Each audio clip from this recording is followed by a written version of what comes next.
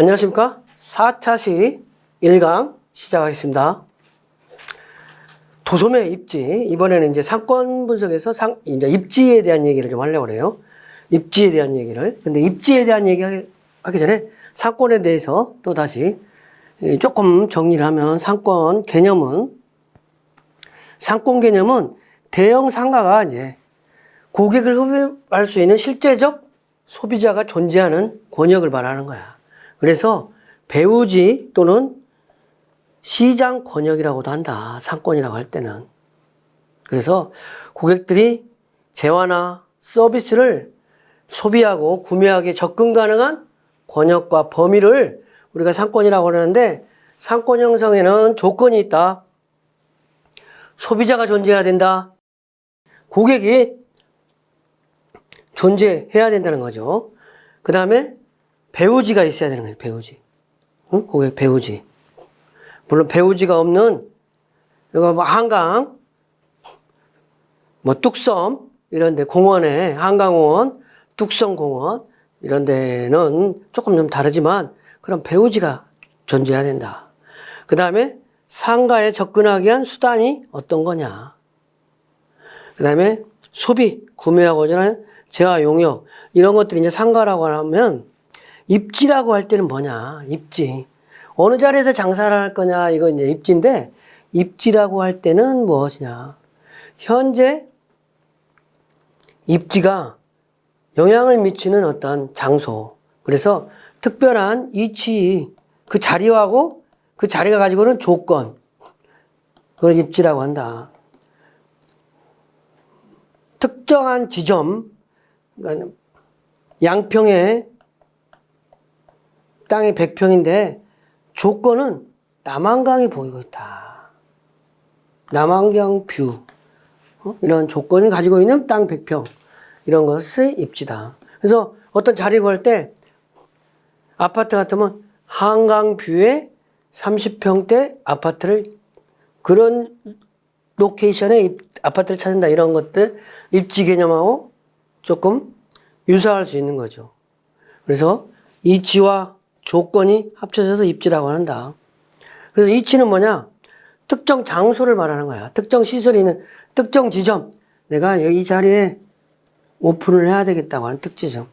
조건은 그 자리가 영향을 미치는 재반, 물리적이고 사회적, 경제적, 환경 등을 아우르는 개념이라고 할 수 있는 거죠. 그래서 입지라고 할 때는 특정한 자리의 조건이다. 그래서 뭐 슈퍼마켓 같은 거 이런 게 있을 수 있어요.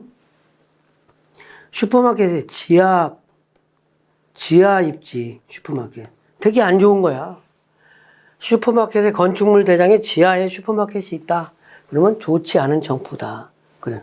그런지만 공부상으로는 지하지만 언덕지대에 있다 보니까 지하를 걸어 들어갈 수 있는 지하다. 그럼 상황이 달라지는 거잖아. 지하는 지하인데 걸어 들어갈 수 있는 지하는 지하가 아니잖아. 그러면 아주 좋은 점포일 수 있는 거예요. 그런 것들을 아울러서 그 점포가 가지고 있는 환경과 같이 생각해 볼 필요가 있는 거죠. 그래서 입지가 중요한데, 입지는 소매에서 입지란 거는, 소매점은 입지 산업이라고 그러잖아. 점포가 잘 되고 안 되고는 60에서 70%가 어느 자리에 오픈하느냐에 따라서 결정되기 때문에 입지 산업이라고 하는 거예요. 고인이 되신 신격호 회장께서 백화점을 개설할 때 항상 편리한 교통과 플러스 넓은 매장, 이거를 강조했어요. 편리한 교통, 넓은 매장. 이거 뭐야? 입지라는 거지. 응? 그래서 모델이, 롯데백화점 초창기 모델이 편리한 교통과 전철역에서 바로 들어오는 거. 넓은 매장이다. 이런 그 캐치플레이로 간 거야. 그게 입지야. 물론 이제 내가 이 얘기를 한 거는 롯데가 가지는 소매점에서의 입지 전략. 이게 되게 롯데 백화점, 마트, 슈퍼, 세븐일레븐 이렇게 하면서 어떤 독보적인 위치에 있기 때문에 롯데 개점에 관련 점포 개설에 대한 철학을 내가 좀 얘기를 한 거야. 그리고 잠실점, 롯데 잠실점을 살 때 헬리콥터를 타고 그 잠실 상공을 딱 2바퀴 돌고 오케이 했다는 거 아니야. 응? 잠실 상공에서 땅으로 걸어보지 않고 이제 그때는 벌판이니까 하늘에서 잠실을 봐가지고 그리고 어떻게 했어요? 잠실 사거리 4군데를 산 거 아니야.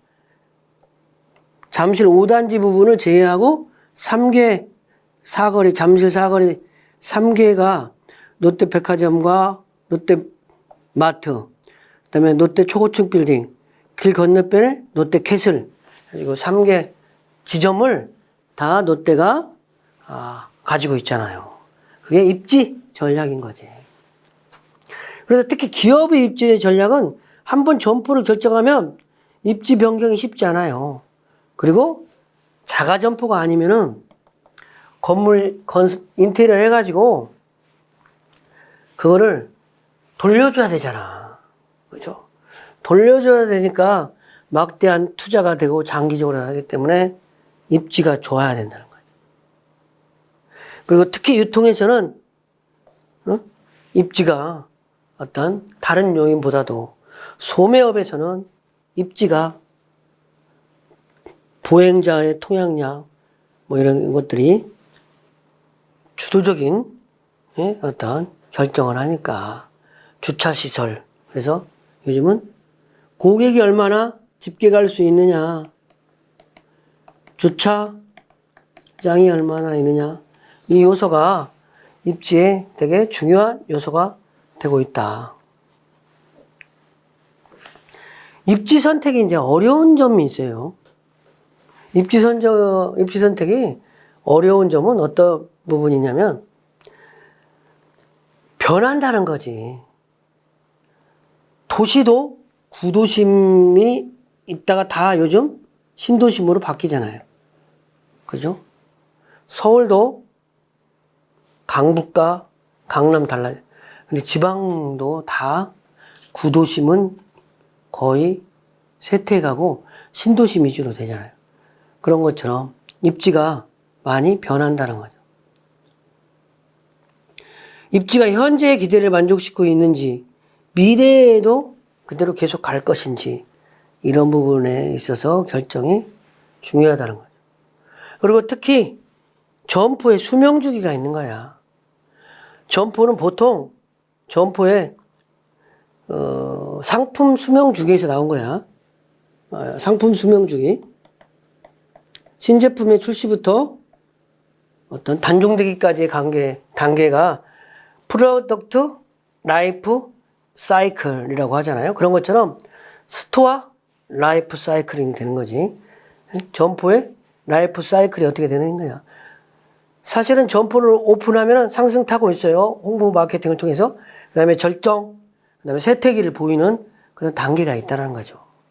그래서 점포가 이렇게 이런 커브를 그리면서 상승하고 절정, 쇠퇴기를 하는 것처럼 이렇게 하는 것을 있기 때문에 어디에 하느냐에 따라서 상승기가 오래 가거나 적게 가고 이런 게 있을 수 있잖아요. 입지 선정 시에 이제 고려해야 되는 사항입니다. 입지를 선정할 때 좀 여러 가지 고려 변수. 몇 번 얘기했지만 인구하고 소비자 인구하고 어떻게 구성되느냐. 인구가 많으면 뭐야? 젊은 층이 많은 거냐? 노인네가 많은 거냐? 이게 중요한 거야. 대표적인 걸로 슈퍼마켓 같은 경우에 24평 아파트가 많은 30, 40대가 많은 24평 아파트가 많은 데가 먹성이 좋은 먹성 좋은, 자녀를 먹성 좋다고 하면 좀 뭐하지?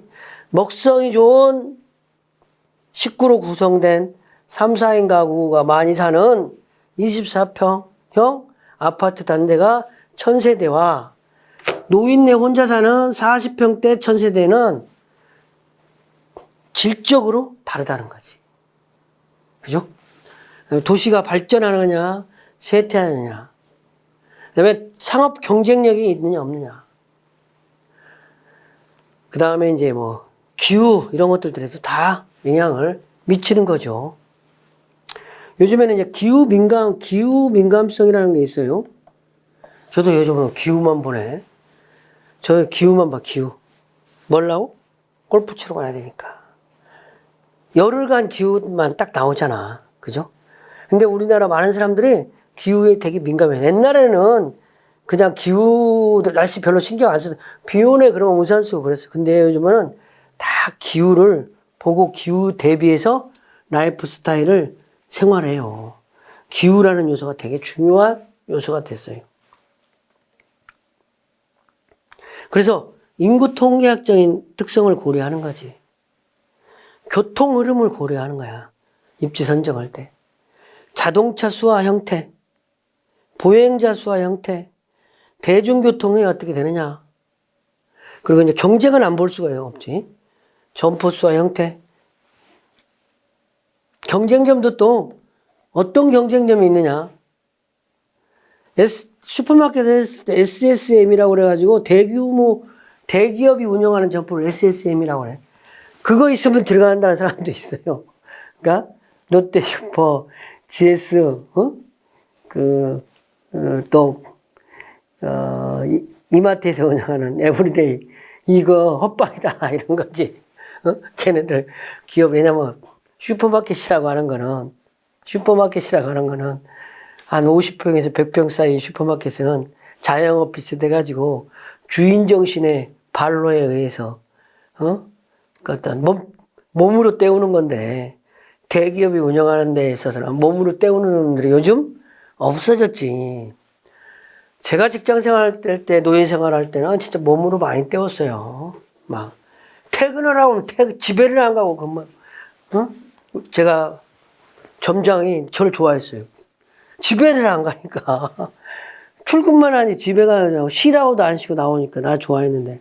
그게 다 부질없는 짓인지를 내가 퇴직하고서 알았어요. 그러니까 여러분들은 혹시 직장에 가면 몸으로 때우는 거는 좀 요즘 하는 사람도 없지만 하지 마요.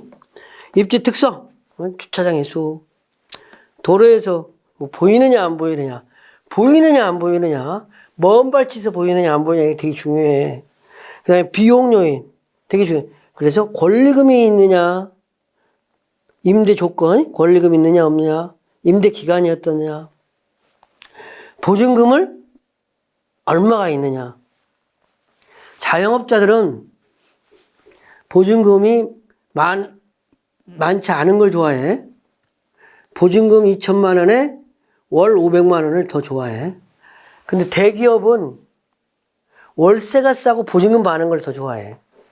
자금 조달에는 대기업은 별 문제가 없다라는 거지. 그 돈 다 은행에서 빌리면 되잖아.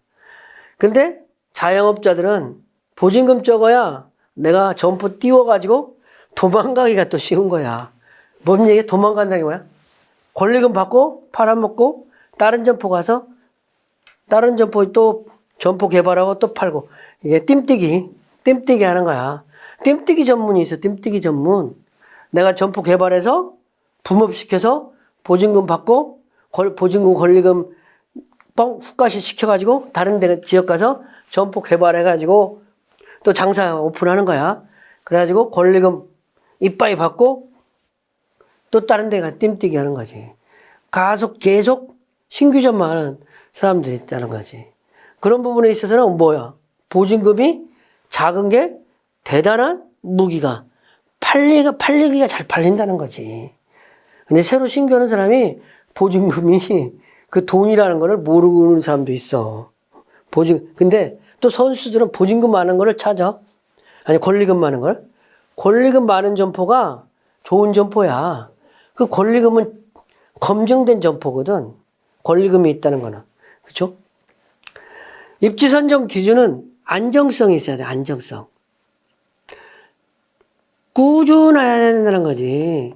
배우가 꾸준해야 되는 거지. 주말만 많은데 이런 거 별로 안 좋다. 응? 주말만 손님 반짝 안 좋아. 그다음에 균형, 조화 이런 것들을 이루는데. 그래도 입지 선정 시 주요 조사하는 게 인구, 가구 형태, 유동인구, 소득 수준, 경쟁 점포, 아까 조사하는 방법, 체크리스트 가지고 한다고 그랬죠? 이런 걸로 체크리스트 만드는 거예요. 체크리스트에 빠져서는 안 될 필수 불가결한 교통법규 중요한 거 8대 중범죄 있잖아요. 8대 횡단보도 신호에 여러 가지 8대 중범죄 그런 것처럼 체크리스트에도 꼭 빠뜨리면 안 되는 이런 사항이다. 좋은 입지는 뭐냐? 좋은 입지 전제 조건. 먼저 어디 동네를 선택하고 그 동네에서 업종을 선택하는 것이 좋다는 거지. 어느 동네에서 장사할 거냐? 어느 동네에서 장사해야 돼? 가장 기본은 부자 동네에 가서 장사하는 거야. 총각내 야채 가게라고 있어요. 총각내 야채 가게 다 들어봤잖아요. 총각내 야채 가게 컨셉은 부자 동네에 가서 15평짜리 야채 가게 되는 거야. 10평 미만짜리. 10평, 15평. 15평 있으면 정육가게 같이 되는 거고. 이런 부분이 부자 동네 가서 하는 거야. 부자 동네 가서. 이영석 사장이 그게 캐치프레이야. 근데 이영석 사장이 총각내 야채 가게 잘 됐었는데 요즘에 좀 뜸해. 왜 뜸해? 본인이 너무 떠가지고 강의팔로 돌아다니는 강의하러 이 사람이 강의 오고 저 사람이 와가지고 분당 10,000원씩 줘가지고 100분 강의하면 100만 원 줘야 돼. 나는 100만 원 못 받네. 나도 100만 원 받아야 되는데. 그 사람은 100만 원 받으니까 장사하는 게 아니라 강의하러 돌아다니다 보니까 강의를 많이 하다 보니까 자기 장사가 이제 조금 좀 시들해졌어. 근데 자, 하여튼 뭐야? 부자를 형성을 해야 돼. 그 다음에 업종에 맞는 상권. 그 다음에 상권 내에서 영업 전략이 중요하다. 그래서 입지 좋은데 뭐냐? 배우지가 넓은 데가 좋아. 배우지가. 출근보다 퇴근하는 퇴근길을 찾아야 돼. 퇴근길. 출근길 꽝이다. 사람은 인간은 가는 대로만 다니는 거야. 가는 대로만. 출근하는 동선 퇴근하는 같은 길로 가. 출근 오른쪽으로 했으면 퇴근 왼쪽으로. 이렇게 한다. 그리고는 이제 나머지는 다 좋은 말 써놓은 거야. 금융기관, 복권 있는데 특히 이제 권리금 있는 점포가 좋다. 권리금이 있다? 이 얘기는 권리금이 있다. 이거는 점포가 검증됐다고 보면 되는 거야. 물론 권리금만 훅가시서 해가지고 권리금하고 도망가려고 권리금 하는 점포도 있어요. 물론. 그 다음에 입지적 단점과 장점. 입지가 좋으면 임대료가 상대적으로 비싸겠지. 그렇죠? 그 다음에 목적 점포가 임대료가 비싸. 고속도로 휴게소 이런데. 그 다음에 핵점포가 가까우면 점포 비싸. 파리바게뜨 바로 옆집 가게 임대료 비싸다는 얘기는 많은 거지. 그죠? 입지 매력도와 평가 원칙은 유사업종이 많이 있으면 좋은 거야.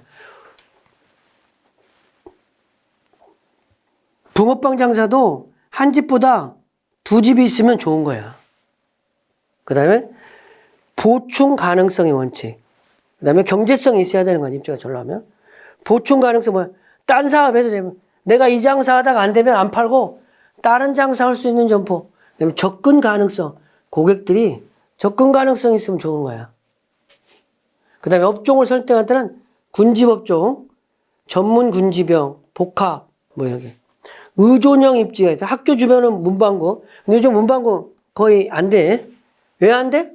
다이소가 다 싹쓸이를 하고 있어요.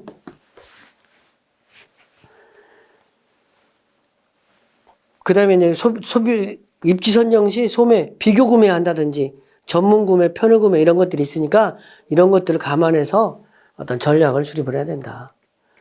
피드백을 좀 간단하게 하면 성공적인 입지에 원칙이 있다. 간판은 보여야 돼. 적어도 5년은 보고 시설 투자를 해야 되는 거지. 5년은 보고. 그래서 임대차 보호법이 5년이야. 영업권 5년 해가지고 보통 편의점 같은 경우에도 신규 점포 개설하면 신규 점포를 인테리어 공사한다. 그러면 10년 보장해달라고 많이 요구해요. 10년 보장해달라. 이런 것들이 이제 입지 선정하는데 원칙이다. 보면 되는 거예요. 그 다음에 상권의 매력들은 고객 차단. 내 점포가 여기 있으면 이 뒤에, 뒷사람이 여 앞에 점포가 있고 여기 뒷사람은 다 내 점포만 와. 길 건너 안 간다. 차단을 할 수 있어야 되는 거예요. 고객 차단 원칙. 동반유의. 내가 슈퍼가 있는데 다이소가 있어. 그래가지고 서로 슈퍼 올 사람 오고 다이소 올 사람 와서 동반유의 된다는 거예요. 보충 가능성. 내가 장사 안 되면 때려치우고 다른 점포 할 수 있어야 되는 거야. 점포 밀집. 혼자 있는 것보다 모여있는 상권. 그래서 번화가가 좋다. 접근성이 좋아야 되는 거지. 접근성. 소매점에 이제 입지를 이제 실질적으로 어떻게 선정할 것인지. 입지 선정. 좀 간단하게 하고 4번에 부분부터 더.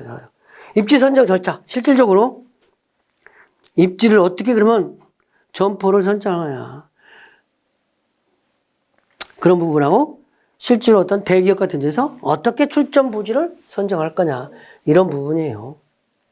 그래서 대기업의 부지 선정을 중점적으로 얘기하자고. 대기업에서 어떤 특정한 지역의 점포를 신규점을 설정하려면 소비자의 접근 가능성, 교통량, 이런 것들을 면밀히 따져본다는 거지. 그래가지고 표적 세분시장, 표적 고객이 오는데 문제가 없도록. 그러니까 핵심적인 고객들이 우리 점포에 오는데 문제가 없도록 하는 점포를 개설한다는 거죠. 그래가지고 할 때 독립적인지 군집적인 건지를 보는 거야. 나홀로 슈퍼마켓이 있으면 나홀로 있고 배우지가 없는 건지, 나홀로 있어도 대형 점포 한 뭐 10,000평 이런 점포는 나 홀로 있어도 고객들이 주차장 끌고 오잖아. 이케아 이런 데는 뭐 이케아 뭐 이런 거는 나 홀로만 있어도 고객들이 차 가지고 오잖아. 이렇게 있는 건지 여러 점포 같이 있는 건지 이런 것들이 따라서 부지를 선정한다는 거죠. 근데 일반적으로 의류나 구두, 가구 이런 거는 군집. 그래서 가구단지 이런 것들이 있는 거지. 가구단지 이런 거 있잖아. 그런 것들은 몰려서 사는 거야. 한 집만 가구 보고 안 산단 말이야. 이 집 저 집 보고 사는 거야. 세 사람이 와서 A, B, C 보고 A, B, C 보고 C에서 사고 A, B, C 보고 B에서 사고 A, B, C 보고 A 사고 이럴 수 있잖아. 그러니까 손님 돌려받기 하는 거야. 그래서 서로 상인 간에 너무 과도한 출혈 경쟁하지 않고 자기의 상품만 해야 되는 거야. 막 고객행위 해가지고 내 집만 좋고 다른 집 악담을 하잖아. 그러면 B가 또 악담해 다른 집, C도 다른 집 악담해. 그게 뭐야? 저울 속여가지고 내가 어디 인천 사례가 있으니까 얘기할게. 소래포구 시장에서 그랬다는 거 아니야. 2번씩 문제가 됐어요. 잘 팔라고 꽃게 같은 거 살면은 막 저울 속여갖고 파는 거야. 그러다 보니까 그거를 발각돼가지고 그냥 그 시장에 불매운동 다니려고 하니까 그거를 반가이 하는데 시간이 많이 걸린단 말이야. 반가이는 될 거야.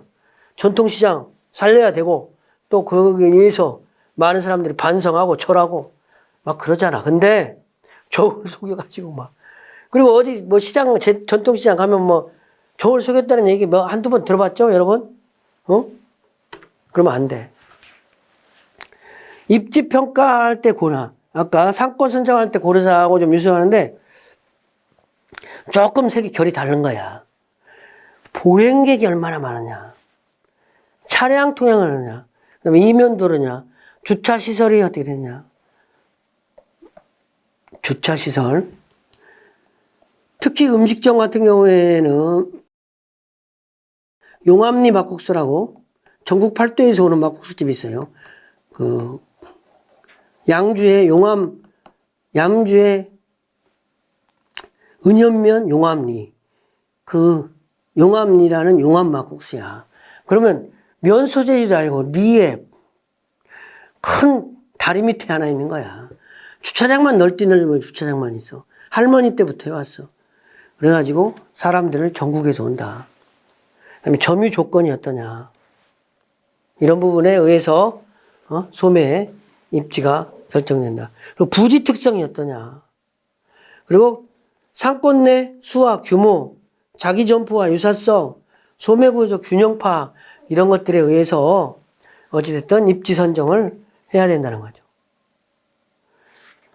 유통 집적 시설에 유리한 입지는 핵점포가 있으면 좋다는 거예요. 핵점포. 백화점이 있으면 좋다. 백화점 때문에 먹고 사는 사람 많아지는 거지. 그 다음에 간선도로망이 있을 때 좋다. 간선도로망. 너무 큰 도로 있는 것보다 간선도로망이 잘 발전돼. 그 다음에 지역 최대 주차장 이런 거 줘. 독립상권의 성격. 점포가 부족한. 그러니까 수요는 많은데 슈퍼에 수요는 많은데 나홀로 슈퍼하고 있다. 논하는 거다. 이런 부분이지. 나홀로 슈퍼하고 있다. 논하는 거다. 그런 부분. 그래서 고려되는 건 추정된 영업 매출액이 얼마나 될 건가. 교통량, 경쟁점의 위치, 접근성, 부지를 또 다른 어떻게 유용할 수 있느냐.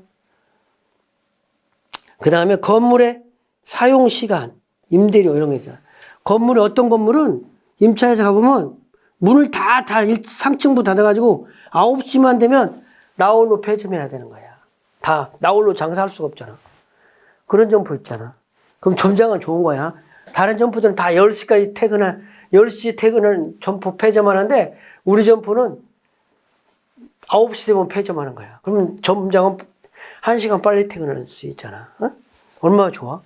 그런 것도 있지만 또 회사 입장에서는 영업을 못 하잖아. 그래서 점포를 선정할 때 언제 몇 시까지 영업할 수 있는지 이런 거 봐야 된다는 거지. 그리고 교통 같은 경우는 빨대 효과 같은 게 있어요. GTX 같은 경우에는 이게 장점도 있을 수 있지만 GTX가 손님을 다 빨아들여가지고 수서, 삼성, 양재 이런 데만 발전될 수 있는 소지가 상당히 있어. 네, 그런 부분을 빨대 효과라고 그래요. 빨대 효과. KTX에 증명돼 있잖아.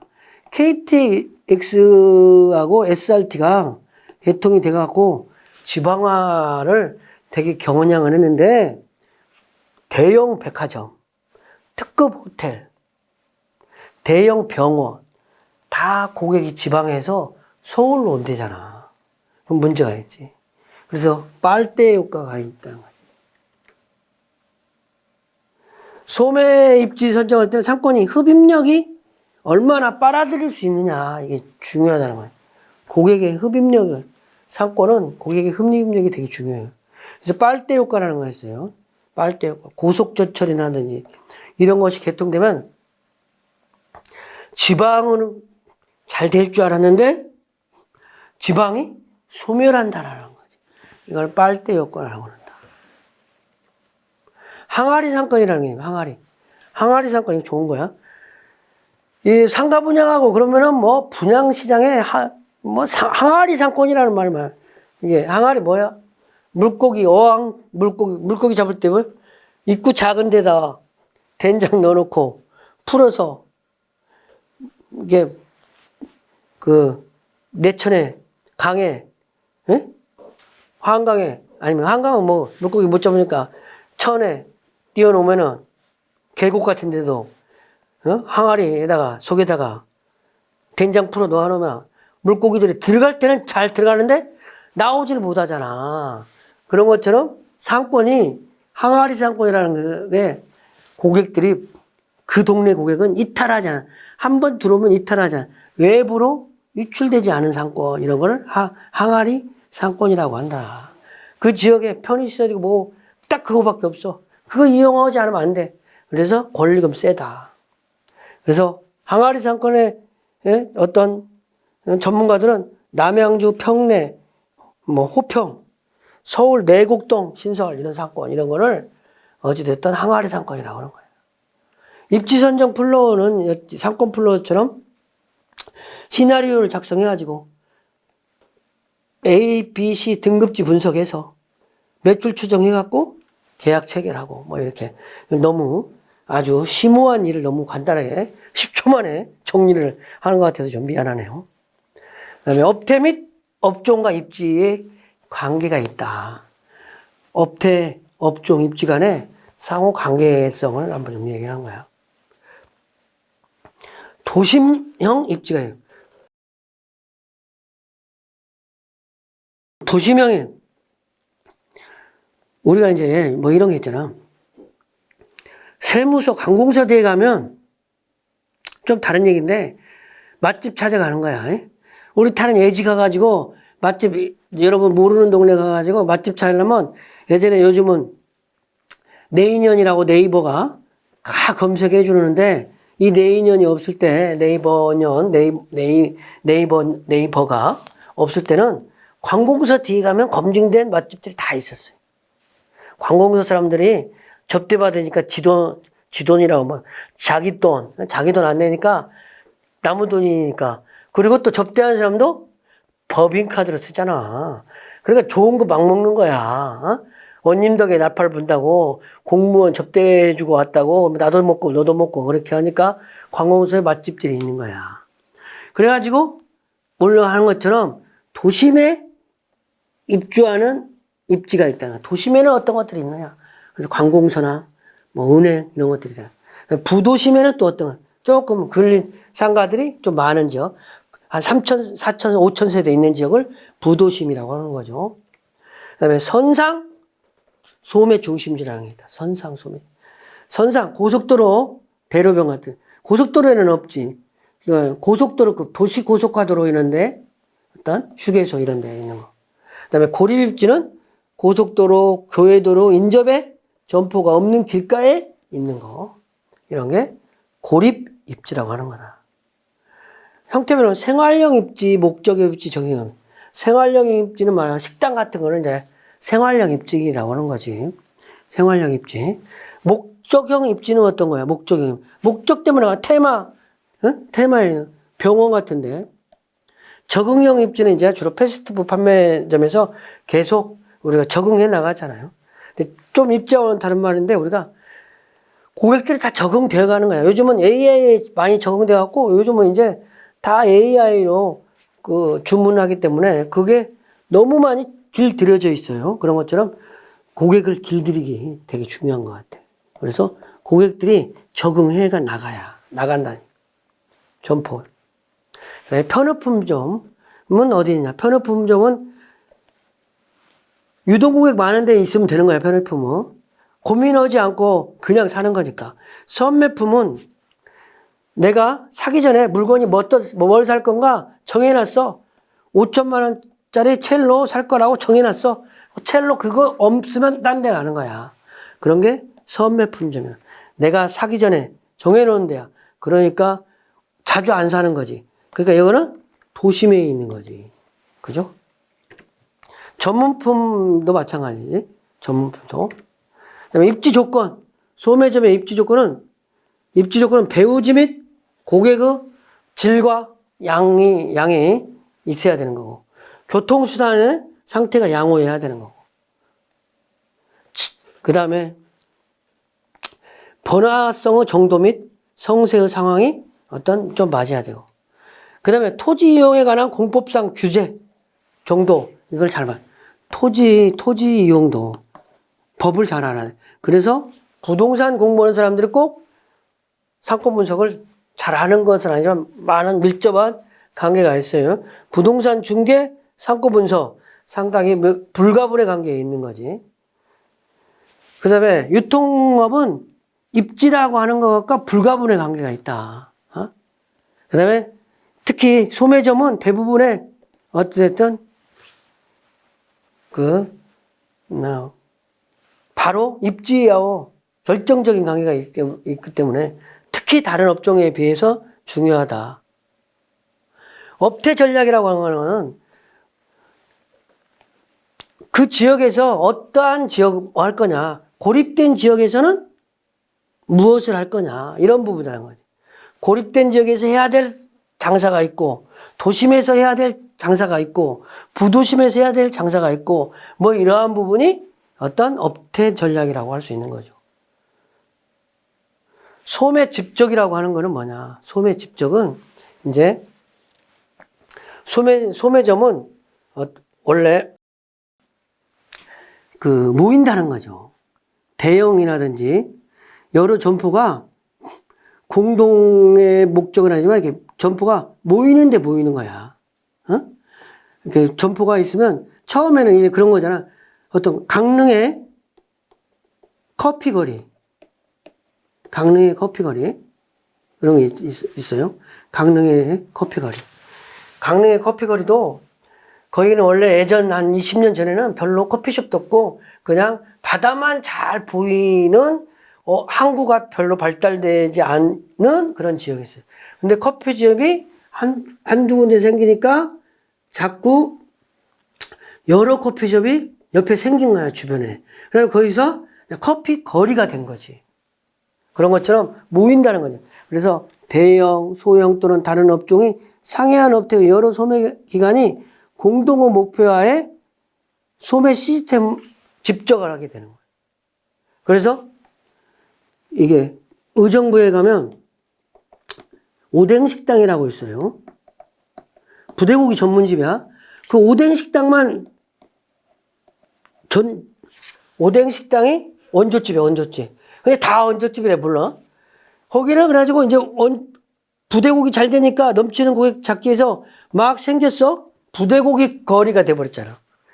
신당동의 떡볶이 가게도 막 생기다 보니까 이제 떡볶이 촌이 된 거야. 그 신당동의 떡볶이 가게는 딱 두 집이 잘 되는 집이 있잖아. 그거를 여러분들이 딱 알아야 돼. 원조집이 진짜 원조집이 아닌지를 알아야지 다른 원조집 아닌지 가가지고 진짜 원조라고 속고 그럴 수도 있잖아. 소매는 집적한다. 모인다. 그래서 붕어빵 장사도 모여있는 데가 더 잘 된다. 그리고 또 특히 상권 분석을 할 때 붕어빵 장사 모이는 데 있잖아요. 모여있는 데는 시장주 살 필요 없는 거야. 붕어빵 장사가 있다. 그거는 유동고객이 제법 된다. 이렇게 이해하면 되는 거야. 그렇죠? 좀 웃기는 건데 그런 걸로 파악을 해보는 거야. 뭐 있으면 뭐 있다 이렇게 파악하는 것처럼 붕어빵 집 있으면 하잖아. 우리가 특히 편의점 같은 거는 그러잖아. 버스 정류장 있다. 그러면 바로 옆에 편의점 있다. 공식으로 돼 있잖아. 그죠?